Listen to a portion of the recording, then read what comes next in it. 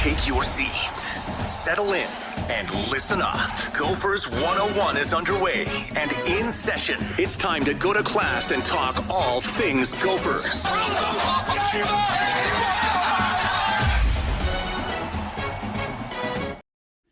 Well, here we go. Maiden voyage of a show we're going to call Gophers 101 until we decide that there's something better or we come up with something different.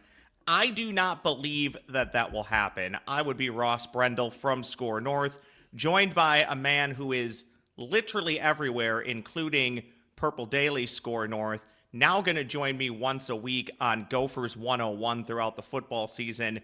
Mr. Thor Nystrom, I don't really think you need an introduction, but I'm going to give you like 15 seconds to give your elevator pitch of who you are. Well, you can see me on the Thursday. My full-time job is NFL draft analyst for Fantasy Life, but I love the Gophers as well. Love talking about the Gophers, watch every Gopher game. So I'm thrilled to have an outlet this year to be able to talk about the Gophers and excited to be here with you today, Ross. Well, my sources, which in this case would include me, also confirmed to me that you will be attending the Thursday night tilt against Buffalo. You'll be hanging out with Phil Mackey that night and some SKOR North listeners. So looking forward to that as well. And can't wait. Yeah, absolutely. I do want to let people know Thor will join me. This one's a little bit different, dropping on a Monday. Thor will join me probably middle of the week each week, Wednesday, Thursday, depending on schedules, mine and his. Mr. Manny Hill, who some may know from SKOR North, used to do a Minnesota Timberwolves pod. He's actually over at Jazz 88 doing some stuff here in Minneapolis. He's a big Gophers fan as well. He's going to join me for game reaction pods, typically the following morning or the next day. So we'll start that this Friday from the Minnesota State Fair, a thing we like to call the Great Minnesota Get-Together. So you can look for those the day after Gopher football games. I also do want to encourage people, you should like and subscribe this pod, like and subscribe to it, whether it be Apple, Spotify, or wherever you're listening. Make sure you drop a 5-star review. And if you're watching this maiden voyage on the YouTube machine, like and comment as well, because that will really help us get this thing rolling. Thor, just a very quick introduction. Many people remember me from the SKOR North Gophers show a handful of years back. They then followed me to my own venture.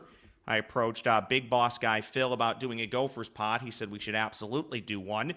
And for me, it makes sense, especially this time of year. I am a Gopher football season ticket holder up in what we'll call air quotes the cheap seats. I will be there on Thursday night and looking forward to it.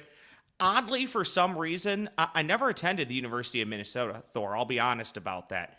But plenty of my tax dollars and a lot of my disposable income has been spent at Huntington Bank, TCF Bank, the Metrodome, Williams Arena, Ritter Arena, Mariucci Arena. They basically have all my money, so I feel like I'm entitled and allowed to do this show. For sure. Yeah, that seems like good enough qualification to me.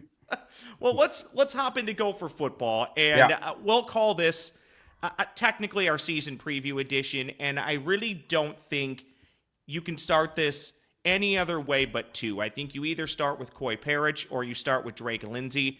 I'm going to choose to start with Drake Lindsey because we know what we're getting with Perich, and as long as he stays healthy, we know it's going to be even better than what we saw last year, which was spectacular. Let's start with the quarterback play.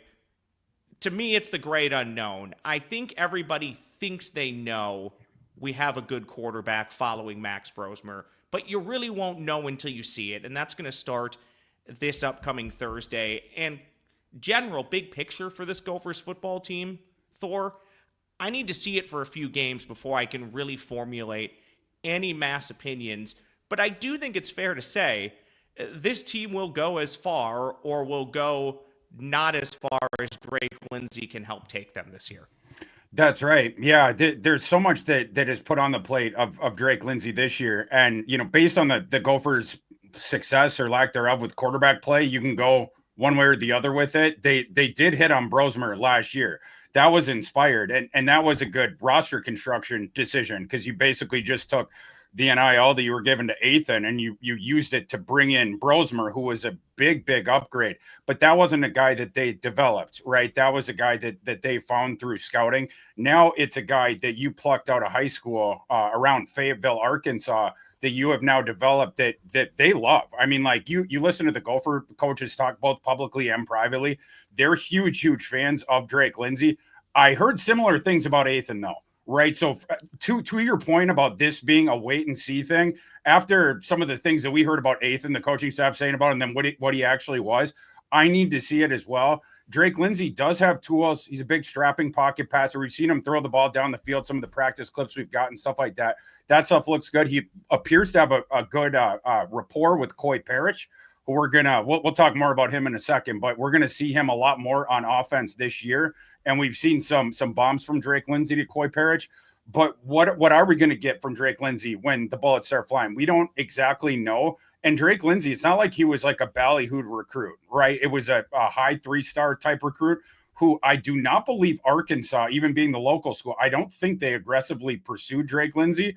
So, which is not necessarily negative. Arkansas has not been great with their own quarterback evaluations, but I'm very curious to what we see with that kid. But to your point, where Drake Lindsey goes this year, that's almost assuredly where the Gophers will go as well. Well, and here's what we know about Drake Lindsey, at least in game form. Very limited experience. He appeared in the Rhode Island game through a touchdown pass.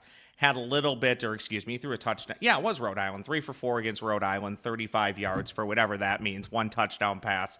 And he appeared as well in the Virginia Tech Bowl game, the illustrious Duke's Mayo Bowl. I guess, we both kind of alluded to it, but I'm curious to get your thoughts on comfort level right now, or is there no comfort level? Because again, as I just talked about, until you see it, you don't really know. I'm comfortable in this sense, Thor, and I'd like to get your response. He's not a true freshman. He's technically a redshirt freshman. He's been in the program for a year, maybe knocked off a tiny bit of rust in his little appearances. Also, another name, even though it's Gophers 101 that we'll touch on in a little while, he was able to learn and be an on-the-job training understudy to Max Brosmer, who is 99.9% sure going to make the Minnesota Vikings roster. So I am comfortable in that standpoint that hopefully there was a little bit of learning through osmosis, which Drake Lindsey himself has said. Oh, for sure. Yeah. I mean, for sure. But yeah, again, like the environment that you're in and whatnot, like when the bullets start flying, we'll see. Right. Like, and that arm, we'll see on that. Like some of those, again, we're going on a small sample and like clips and stuff like that. But if the arm is going to carry him, you have seen some wobblers there. And again, like we haven't seen enough in live action to be able to make that referendum on him. But we're going to be watching that closely. Not a great athlete, so he needs to win within the pocket. That's what Max Brosmer did as well.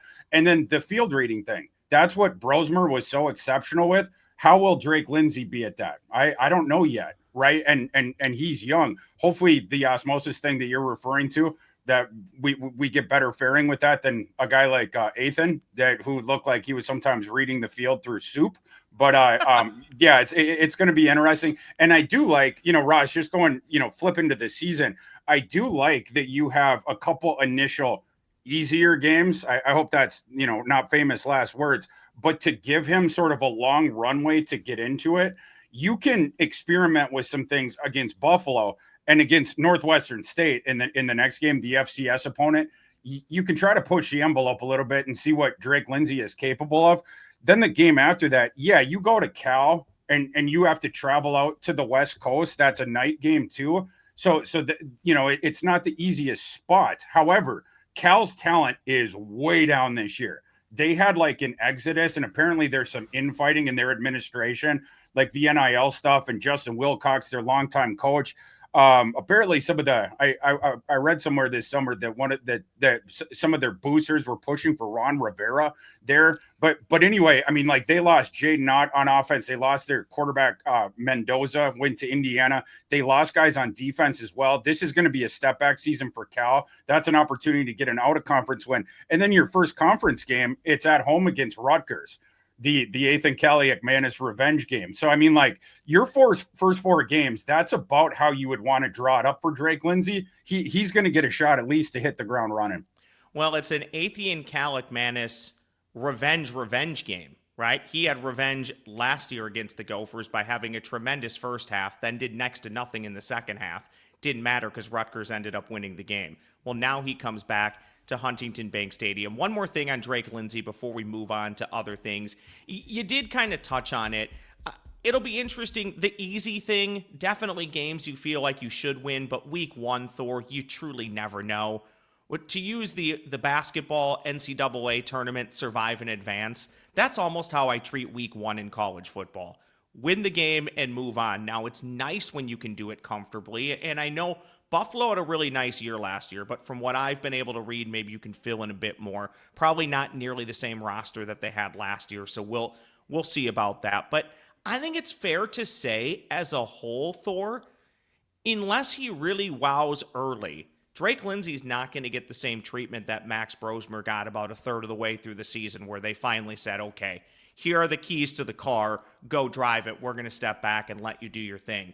I don't love using the term, but I think it's fair to say if the Gophers can get the run game going, and if the defense can hold up, I think you're looking at more of a year 1 game manager type, maybe make a few big throws here and there when needed, but I'm highly doubtful and skeptical many times throughout the year they're going to ask him to pass 30-plus times a game.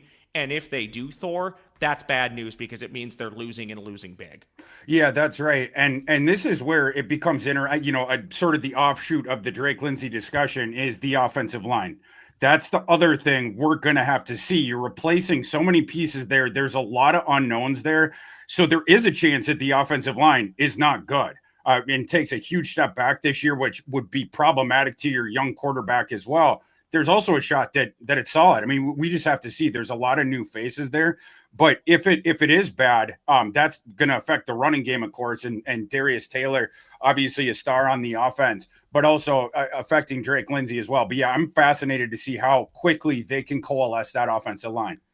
I want to move on to Perich. At least right now, we don't have a ton of idea what to expect at cornerback. We know some guys who have been in the program are going to rotate in, perhaps some transfers as well.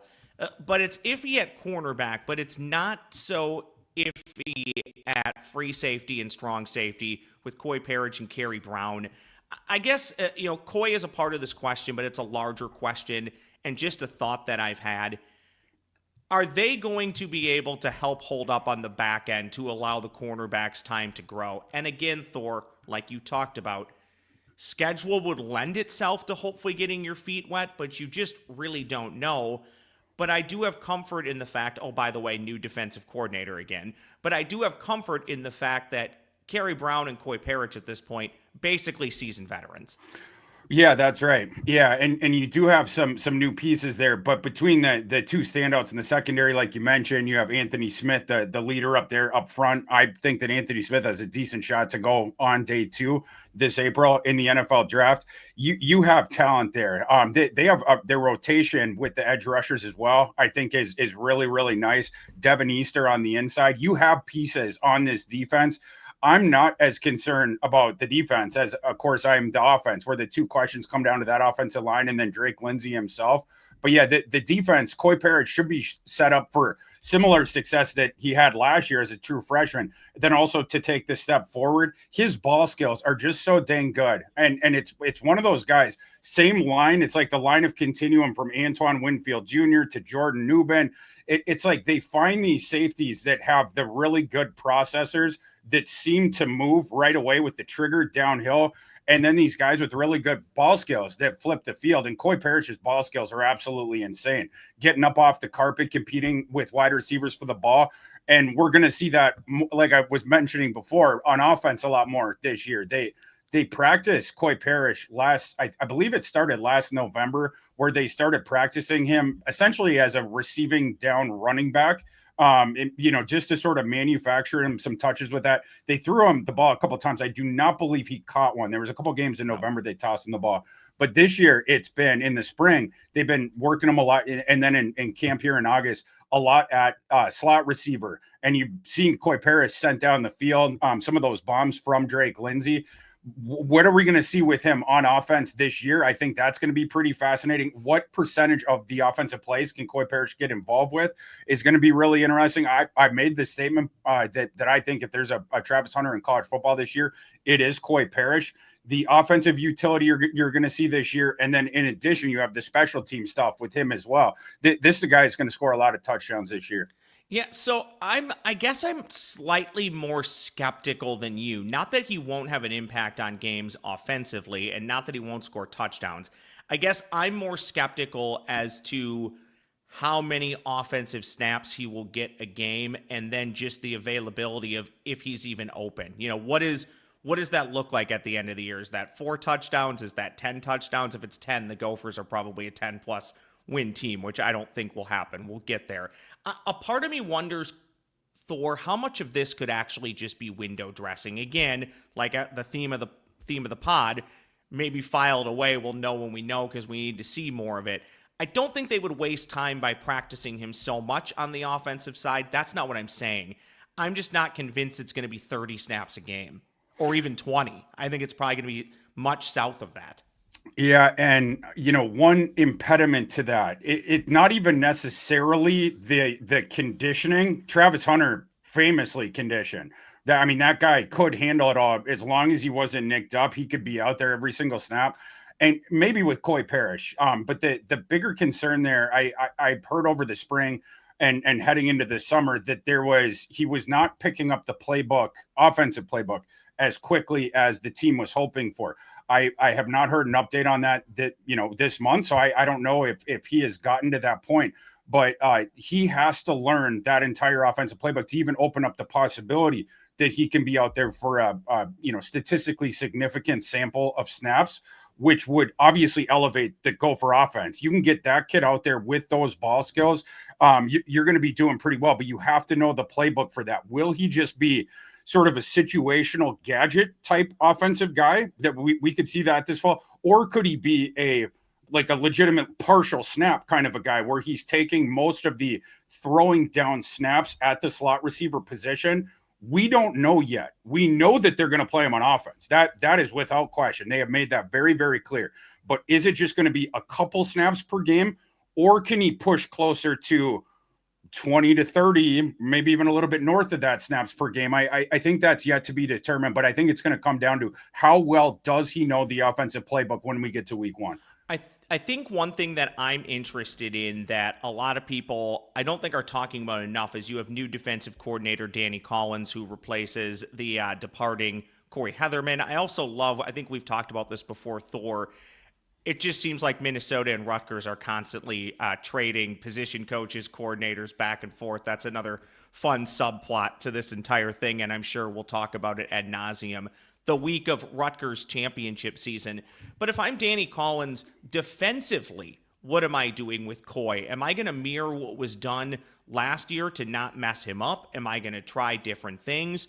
Or when I say mirror, is it truly exactly what we did last year? Coy is exactly what we're going to ask you to do again because we know how successful you were at it at such a young age. I'm incredibly intrigued to watch his development because Thor, where he finished last year, is where a lot of college players finish their college careers.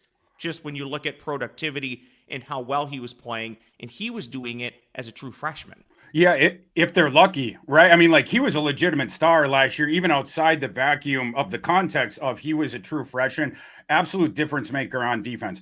I would make the point, and this is coming from my job as the evaluator for the NFL draft purposes, I think he should be using the exact same way he was last year, which is as a center fielder. That what he is best at is eyes on the quarterback and then making the quick breaks and then disrupting the catch point or outright taking over at the catch point. And now it's my ball and now we're going the other way. That's what he's the best at. He's not as, and I don't think this is a nitpick. It's just what his skill set is. And he's awesome at the center fielder thing. I don't want to see him, in the nickel with his back to the quarterback, It's not what his strength is, right? You leverage all the strengths of his game by keeping him at center field there, the instincts that he has, and again, that the ball skills, his ability to disrupt at the catch point. That's where you're going to get the best player. I would expect him to keep functioning as that.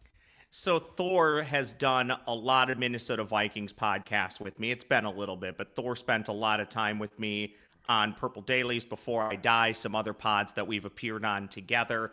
And Thor, I think you gave me the nickname the Special Teams Whisperer. It's something I pay way too much attention to, but it truly is. People don't love to hear it. I'm sure people will scoff at it. Special teams is a third of the game.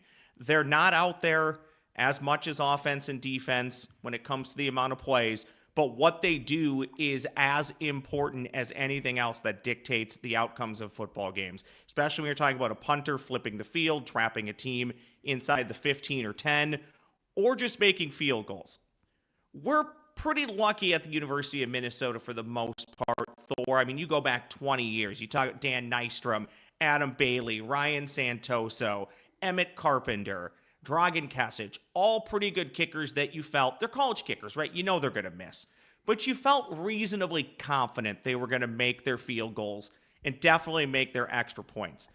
The Gophers' place kicking situation this year, Thor, terrifies me. More than likely, it's going to be Brady Denneberg. He's a transfer from Syracuse, who in his career, Thor, is just a 59.1% field goal kicker, 13 for 22. But to his credit, he is 52 for 53 on the kicks. You absolutely have to make your extra points. Sounds like he's going to have the first crack at the job in game competition. If not David Kemp, he's on the roster from Memphis. He hasn't kicked since 2021 when he was 5 for 7. Again, give the kid a chance. I would say this is a program that loves to play for field goals and stack points. I would not be playing for field goals. I think you're going to have to go for it on 4th and 1 or 2, maybe a heck of a lot more than the head football coach likes. Because maybe I'm wrong, but I'm not comfortable. I'll be very honest about that. Those numbers terrify me. Yeah, it is an area of concern for sure. And to your point about the Gophers playing in a lot of close games, it's just what happens, right? Like, and sure, you've seen the conservative side of Fleck as well, where the settling for the field goals, but as well as that, you find yourself in a lot of close games where the result of it can be flipped at the very end, depending on your place kicker. We're this week is the Gophers opener. You recall the opener last year against North Carolina when Kesic had a shot to walk it off and he missed that field goal. There was the other close losses. You lost by 3 against Michigan. You lost by 1 against Penn State. The aforementioned Rutgers game, 7 points. You need your place kicking game to be good, especially if you're going to try to inoculate Drake Lindsey, your young quarterback, behind that unproven offensive line by playing a bit more conservative. You're going to have to bag those field goals. And then before we even get to the high leverage field goals at the end of games, that is an area of concern. And hopefully that kid can be better than he has been in the past. Okay. So first off, great use of the word inoculate. And when you talk about, having kicking be an area of concern and me being terrified about it, you probably know this. Vegas, depending on the sports book, but depending on which one you're looking at, the Gophers are only favored to win 2 games basically by 2 scores or more. It's the first 2 games that they play. They're only allegedly supposed to lose 2 games by 2 scores or more. That's Ohio State and Oregon, which means, to steal a political polling term, every other game, which would be Thor, Lakeville Education, 8 games, kind of lives within the margin of error, which probably is going to define if this is a 4-win team or maybe as much of an 8-win team. So points all year are probably going to be at a premium, and it goes back to a punt could decide a game. 1 drop pass could decide a game. 1 interception could decide a game. And we know in the PJ Fleck regime, there aren't a ton of blowouts, which you talked about. So I am interested in this season just strictly for that. How efficient can the Gophers be, not just on defense and getting off the field, but how efficient with, let's just call it what it is, a first-year quarterback can they be? And for all intents and purposes, 5 new starting offensive linemen. It's a huge talking point. For sure it is. Yeah. And we like, some of these pieces that we've talked about, we really like them. And we know what PJ Fleck's sort of prerogative is. I love the point you made about you basically go into the season with 2 free wins, and then you probably can count on two losses in those 2 games, the 2 tough matchups. But the other 8 games, you're going to be very close to the margins there. And with some of these unknowns up in the air, we don't know yet. You can manufacture, I think, and you can be very viable in some of those close games with the sort of the star players that you have on your team. Darius, I like the running back they brought in from Marshall to complement him. Perich, the rest of the receivers around him. I think if Perich can give you something as a receiver, you all of a sudden have a good receiving core. But yeah, talking about having to manufacture some of these close wins and come out on the right side of some of these coin flips, the offensive line, the quarterback, and then some special teams concerns, it's going to make things a little bit tougher if those 3 areas aren't better than maybe we think heading in. I think the one thing that makes me feel better, Thor, though, is that these issues are not necessarily unique to just the University of Minnesota. This is a good chunk of college football programs across the country, unless you're living large like the Alabamas, the Georgias, the Michigans, the Ohio States. And oh, by the way, they also have issues too at the beginning of seasons that they're working on. However, it's typically much less than a team like the University of Minnesota. I don't want to do the cliche thing, Thor, and go through the schedule game by game, because I can tell you this. I think the one thing we know, without throwing too much shade, this Gophers football team, when you look at PJ Fleck's track record, they're probably going to lose a game. You scratch your head and go, how the heck did they lose that game? They're also probably going to win a game where you go, Yahtzee, that was really fun. So I'll ask it to you this way, and you can throw out a range if you want. I'll give you mine. I've been waffling. I'll name drop here. I talked to Chip Scoggins out at the State Fair, and Chip thought, I don't want to hold him to this, he thought they could win close to 8 games. He thought that was a possibility, but it depended a lot on Drake Lindsey. I can't be that bullish. I hope that happens. I'm not saying that can't happen. I think for me, and it's totally fine to operate this way, and I'm sure I'm going to get pushback here, but to me, I think the expectation is go 6-6, maybe 7-5, get your extra bowl practices, and build from there, assuming you can keep Drake Lindsey and some of these other kids around into next season. My hunch says it's a 6 or 7 win football team, but I also really do believe, Thor, it could be 4, it could be 8, but I'm going to lock in 6 or 7. At bare minimum, I think this will be a bowl-eligible football team, even if maybe the offense leaves a lot to be desired. The schedule is not incredibly difficult when you back out Ohio State, Oregon, and who knows about Iowa. I think Iowa, not to poke fun at another team you pay attention to, it's a game Iowa should win, but I also don't think it's unwinnable for the University of Minnesota. So just to be positive, I'll lock in 7-5. I'm gonna go 6-6. I believe the Vegas win total is 6.5. So we're right around that. And I agree with your sort of margin there of where this could go between 4 and 8. I think that's correct. I'm gonna split the middle with the 6-6. There's elements of this team, and then against this schedule, it's not a terribly bad schedule. You only, like we talked about, you only have the 2 pretty close to unwinnable games, where you have to go to Columbus and play Ohio State. You have to go to Eugene and play Oregon. The other 10 games are theoretically winnable, and a couple of them you're going to be favored by a decent amount, right?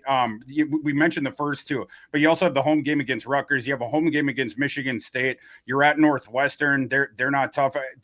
I forgot if I mentioned home game against Purdue in there, but you do have winnable games in there. And then even against some of these, quote unquote, slightly better opponents, home against Nebraska, at Iowa, home against Wisconsin. Those are games that are winnable as well. But I'm going to go with 6-6 just because of the questions at those important positions.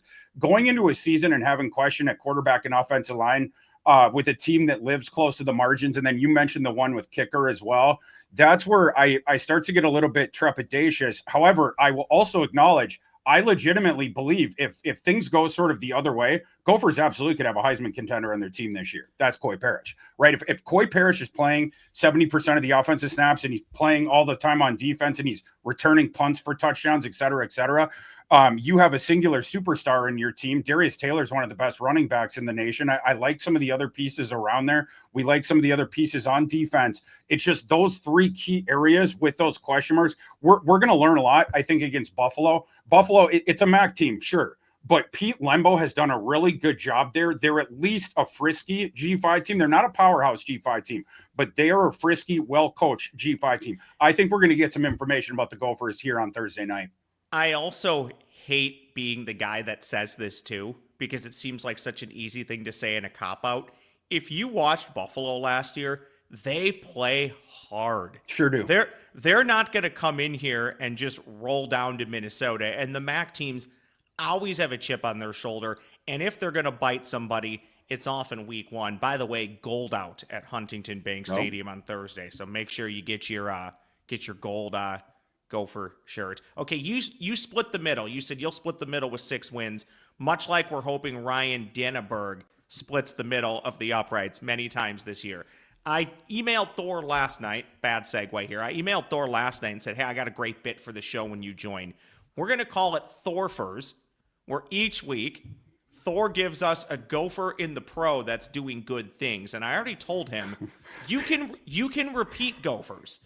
I would just prefer we don't do it the same one every week unless it warrants it. So we're going to do this quick segment where basically Thor just says, look at this Gopher in the pros and what he's doing. I have a sneaky suspicion, but it could be wrong, but I have a sneaky suspicion our first Thorfer, and we may just name it the Max Brosmer Thorfer Award. I think our Thorfer is Max Brosmer.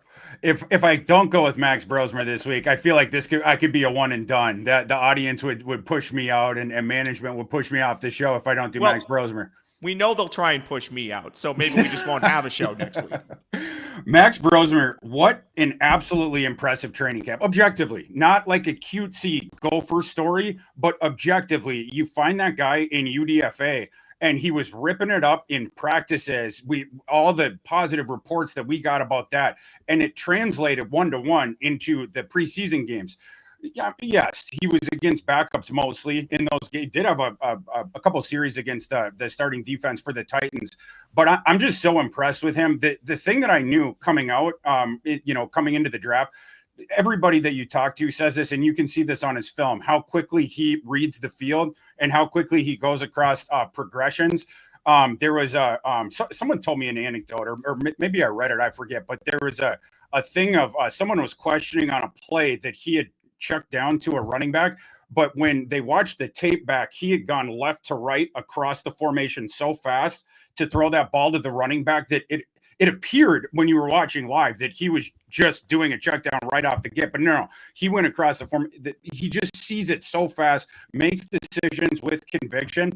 The one thing that surprised me a bit from the preseason, I know there's going to be some Gopher fans that push back against me on this. I'm not speaking for objective reality or what other people saw. I'm only speaking for what I saw. I have seen more pop out of his arm this preseason and in the preseason games than I thought I saw last year on the field with the Gophers. And some of that is, I think, the concepts were not as aggressive last year, whereas you get to see him push the ball down the field a little bit more. Maybe I just overlooked him. I'm not sure. I saw plenty of Max Brosmer last year. And again, I love the field reading.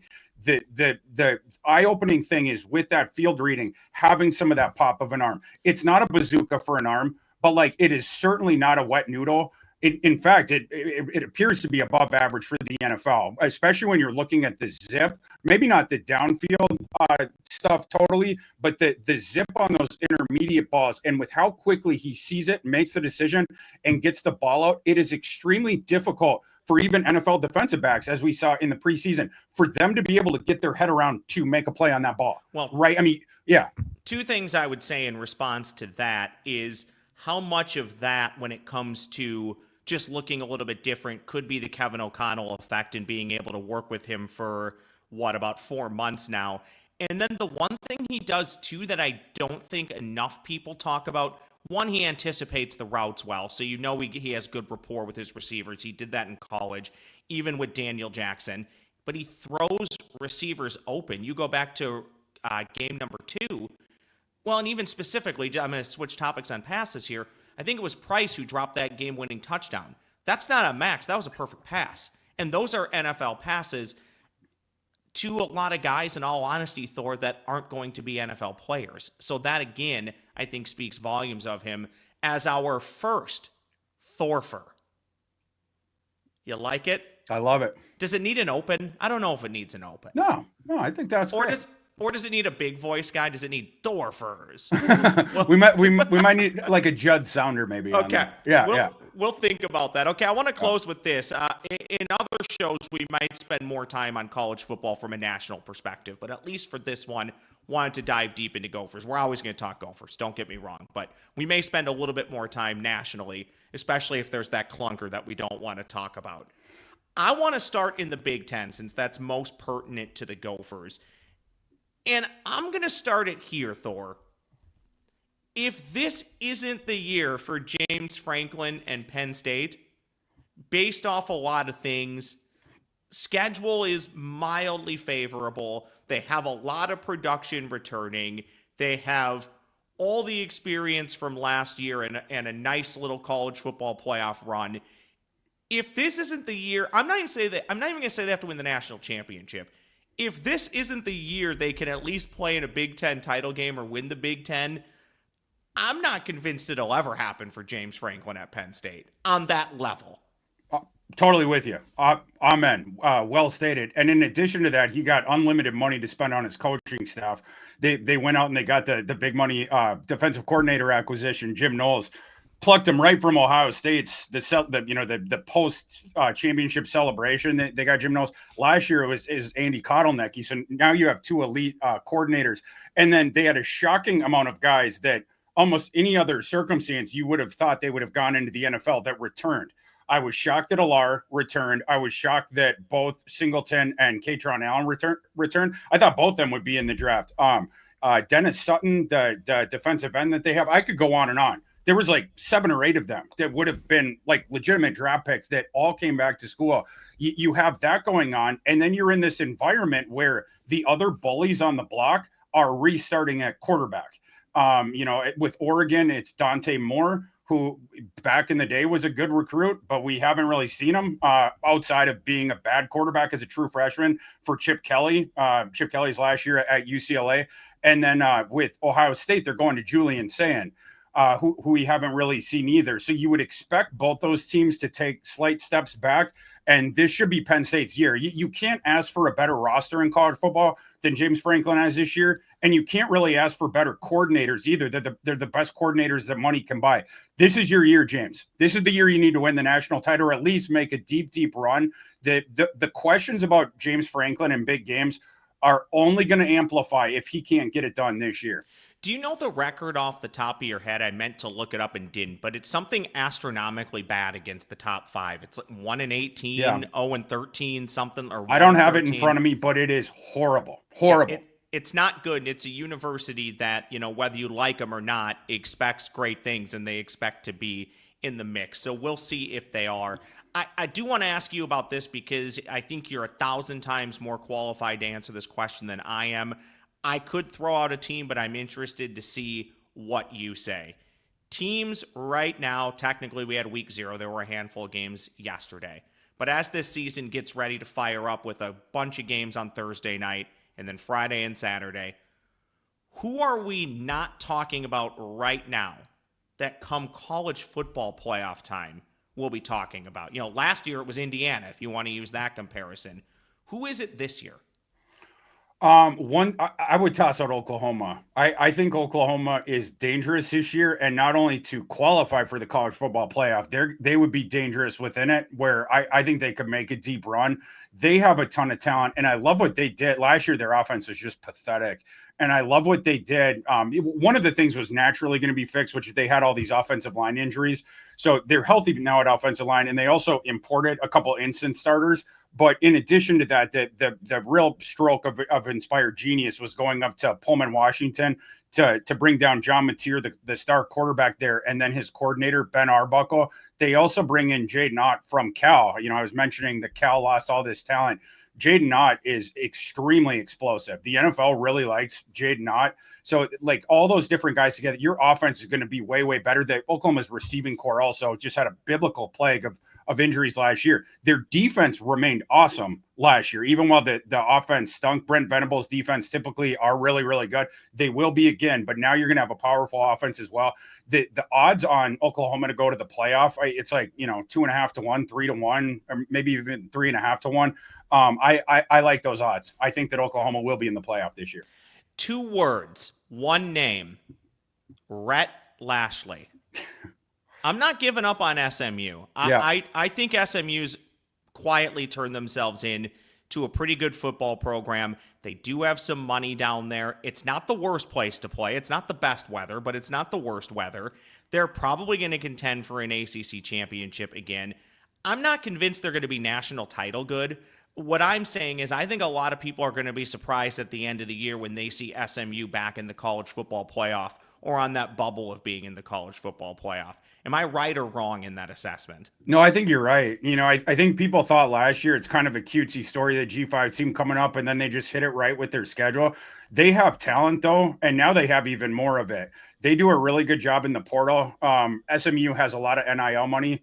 You got some rich boosters down there, and they've been aggressive. They were aggressive in getting up from the G5 to a P4 conference because they wanted to compete at the national level, like we saw them do instantaneously. The roster this year is even better than the one last year. So yeah, that and in the ACC where you actually have a path, that's a dangerous team you got to keep an eye on.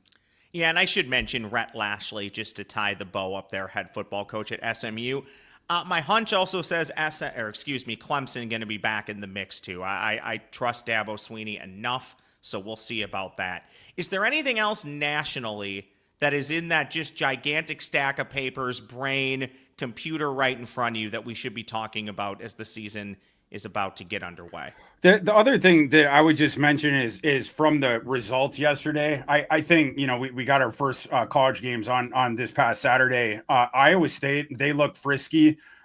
You played that game in soup in Ireland. There was like a downpour and like all this different stuff, but Iowa State looked pretty good. They've gone back to playing the 2 tight ends every single play, and you get 3 out there trying to do more bully stuff. Rocco Beck, he's up and down, but Rocco Beck, some people really like him. As far as the field reading and stuff, sometimes his accuracy comes and goes.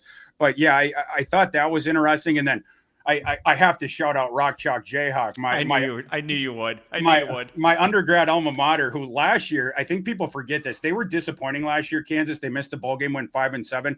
Kansas last year had to play every game outside their home stadium because it was being renovated last year. So you had half the season on the road, and then the other half was either played in Arrowhead or in the soccer stadium in Kansas City. And that just discombobulated them. And Kansas had a series of very close losses at the start of the season. And then down the stretch, they were awesome. They were knocking off all these, teams that could have gone to the Big 12 title game, just one after the other, but end up finishing 5-7. This year, you bring back your starting quarterback. Obviously, the coaching staff is intact and everything like that. And now you're back in this remodeled stadium that looks really good. And boy, did they whip Fresno State in the first game. Jalen Daniels looks like he's back, the quarterback there. Now, I heard, and I know you're a big Jalen Daniels guy. I've watched you, literally watched you live and die. I believe, what was that, Liberty Bowl a few years ago? Was it Arkansas? Yeah. Yeah. That was a great game. Are you gonna get down there to check out the new digs at some point? I did hear you say you're probably gonna get to NDSU to see the next Lance. Will you be able to return quote unquote home to undergrad and check out? Boy, why am I blanking? What is the name of the stadium? The Booth, Memorial Stadium, but then they call it Booth Field because that guy gave like $250 million. One of the 42 Memorial Stadiums exactly. in college football. Will you be checking it out this year? I'm hoping to, yeah. I'm Okay. getting sent more for college football games this fall. Just going to I'm doing full-time NFL draft now with Fantasy Life. So we're hoping to get to some games this fall to do in-person scouting, but also talk to the prospect in question, talk to the coaching staff, and that's why we're probably going to get to Fargo at some point this fall. Bryce Lance in particular, Trey's brother, top 10 wide receiver prospect heading into the year for 2026. I badly want to see him in person on the field.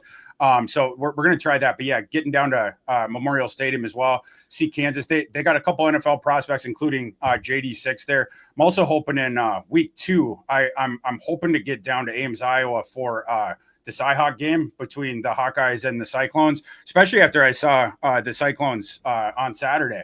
Like that, like I said, I think that's a frisky team that absolutely could win the Big 12. So that's going to be a big time game in week 2. If you're watching or listening and you've never been to Ames, go and carve out a little bit of extra time to check out Hickory Park, one of the greatest spots in all of America. Hickory Park. You ever been there, Thor? You have to have been. I haven't. I've spent some days there. I've been to games I've stayed in the hotels there, but I don't think I've ever been to Hickory Park. Maybe if I go on week 2, I'll get down there. Mass amounts of and I don't want to offend them because I'll be back, mass amounts of slightly above average barbecue food at an incredible price. Oh, Hickory Park. Now you're speaking my language, Ross. Hickory Park in Ames, Iowa. Okay, let's be cliche. You can start. Maybe you don't want to give me a team, but maybe give me a handful of teams that could be national champions at the end of the year. Or give me one if you want to stake your name to it. Well, hell, I'll just do it. James Franklin. No! I think he gets it done this year.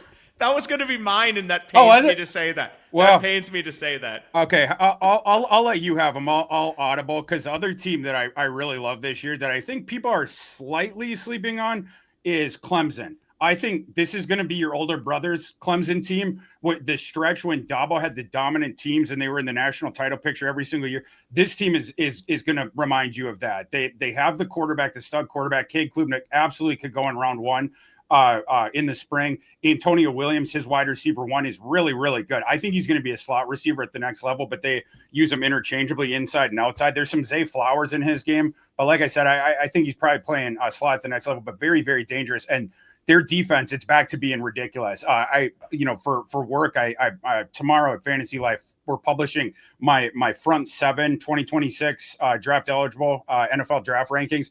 And so I got to watch both Peter Woods, who's their interior defensive lineman, just an absolute stud, and then Parker, their outside edge guy, just absolutely amazing talents. They got a linebacker, Wade Woodass, who's a really good player too. But the down lineman there, the front 7's amazing. And then they have one of the nation's best cornerbacks as well. So it's just an absolutely loaded defense. And keep in mind for folks out there, this is now the 3rd season of the offense under Garrett Riley. Garrett Riley, his last year before he went to Clemson, was dragging TCU to the national title game, dragging Max Duggan, that offense to the national title game. And TCU was so good that year. That was under Garrett Riley. You have a lot of RPO concepts there. They do a really good job of attacking the numbers where the defense is weak, a really good job with that. And Cade Klubnik sees the field well. He's really a really quick processor, and he has really quick hands in that RPO game. So it's really difficult on the quick concepts that they do to slow them down. They can paper cut you all day, and then they can go deep. Thor, you know this about me, and so do the listeners who know me well. I love to say last question, but then I tack on one more, and you're about to get that. We should have covered this in the Big Ten. Is there a team in the Big Ten, and this will be twofold, can Indiana repeat what they did last year? And if it's not Indiana, is there a team in the Big Ten that can pop up and join the college football playoff this year? Indiana absolutely could. And there's a shot that they'd be more competitive in their playoff game if they can get back there. But you have another easy schedule. And once again, they did a really good job in the portal. Mendoza being a good example of this. Mendoza, the quarterback that they got from the aforementioned Cal Bears, he could be a first-round prospect this spring. So I think they got a shot. As far as other teams sort of coming out of nowhere to do that, the team, there is one that I'm pretty confident in that most people don't think has any shot at the playoff, but I think absolutely could get there. That's the Washington Huskies. Washington is going to be real good this year. Their coaching staff absolutely raves about DeMond Williams, who is the young quarterback that they benched Will Rogers for down the bench or down the stretch so they could play Damon Williams. Awesome receivers there, led by Denzel Boston. He's number 2 in my too early 2026 draft rankings. And then Jonah Coleman is a stud of a running back. I think he was 4th or 5th in my rankings there. He's a little bowling ball guy, 5'9", over 225, and really shifty. So he has like the power, the contact balance with the shiftiness. He can also catch the ball. And then on defense, they're doing really interesting stuff there at Washington. One of their boundary cornerbacks is 6'3". The other one is 6'4". And so they're constructing sort of like this, Seattle Seahawks, Pete Carroll type defense that's really hard hitting with the big guys in the secondary and trying to erase you with length. I think it's really interesting. Last year was Jed Fish's first year there. He has now in place what he needs to win and to be competitive against some of these better teams in the Big Ten. So don't be surprised if the Huskies surprise people this year. Jed Fish, a one-time, 1-year offensive coordinator at the University of Minnesota. 4 quarterback, Adam Weber. That's all I got for you, Thor. I don't know if this was a quick lane bowl performance or a national championship performance for us, but I give it a solid like Holiday Bowl, maybe Gator Bowl type performance. I thought we were pretty good. On Friday, this is, apropos of, whatever, but like on Friday, someone told me a story where they were like, oh yeah, my pastor, Adam Weber. And then he went on with the story and I was like, wait, hold on. Your pastor is former Gopher quarterback Adam Weber. And he's like, oh no, different Adam Weber.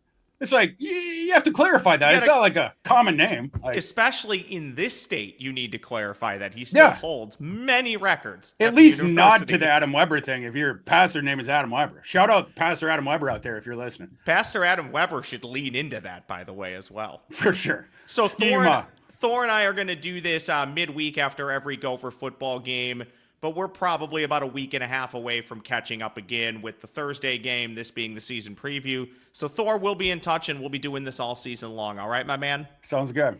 That's Thor Nystrom. I'm Ross Brendel. Thanks for joining us for Gophers 101. Please, if you're watching, subscribe to the Mackey and Judd feed, of course, the SKOR North. All that fun stuff. The SKOR North. Who am I? But make sure you make sure you like this video, you comment, and if you're listening via podcast or you want to, just make sure you subscribe as well wherever you get your podcasts. That's Thor. I'm Ross. We'll talk again real soon.